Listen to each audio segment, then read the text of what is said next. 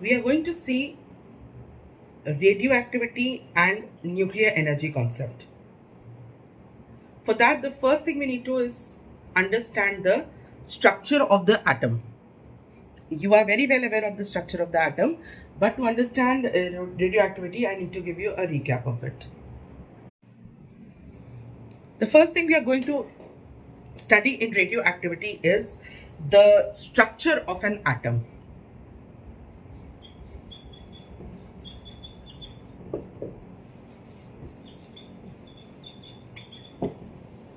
Children, you are very well aware that everything is, you can say, made up of atoms, tiny particle atom, and the atom is having basically three subparts. So whenever we are going to study about atoms, we'll be studying about their subparts, and different scientists like Rutherford, Bohr, J.J. Thomson, they kept on discovering new particles, and we got new stories and new concept, not stories but concepts about them. So the first thing is that atom is made up of three subparticles, which are electrons, protons and nucleons. Oh, I'm so sorry, neutrons. Right. Electrons are negatively charged particles which are moving in the orbit outside the, or you can say encircling the nucleus.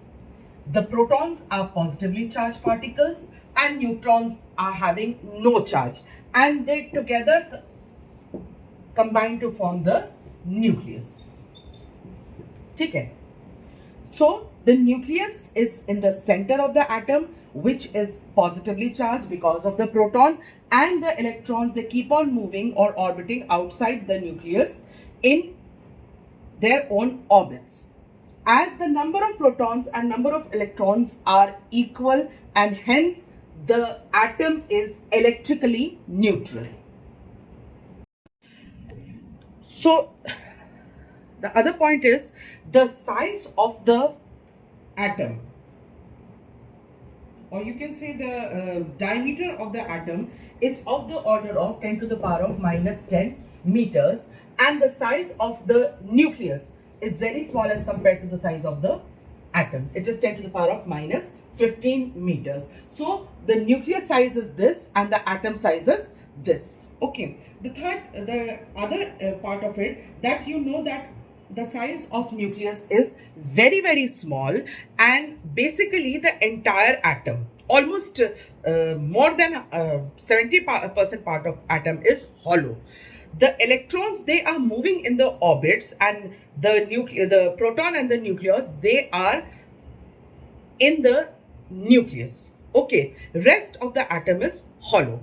Then what we need to study about the nucleus is that the negatively charged particle known as electrons revolve around the nucleus in circular orbit, as I told you, which are known as energy levels or shells. Now you have all studied in this in chemistry, energy levels or shells. Okay, the orbits in which the electrons are moving are known as energy level or shells. Now the number of revolving electrons is equal to the number of protons.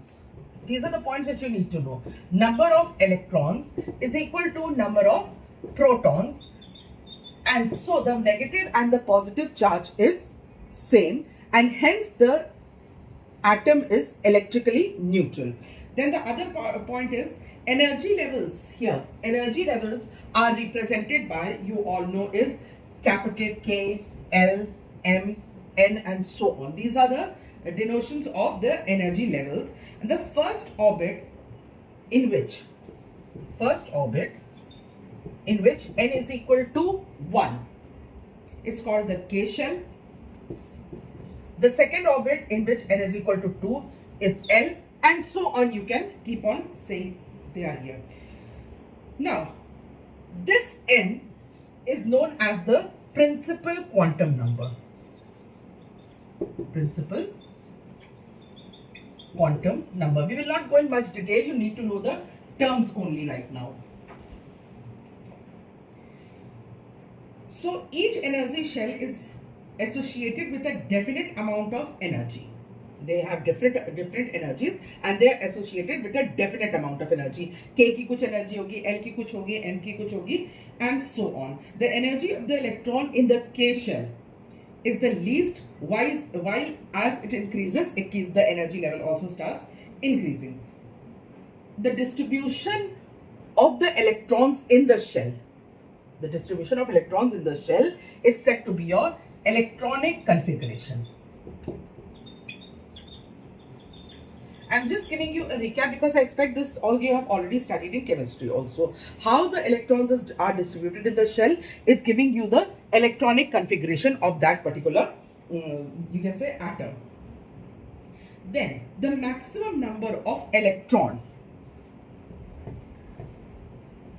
which can exist in a shell. कि K में कितने maximum हो सकते हैं, L में कितने maximum हो सकते हैं. The maximum number of shells, electrons that can be accommodated in shell is given by the figure 2n square, where n, as I told you, is the shell number. The maximum number of electrons in each shell can hold is given by, now in K shell,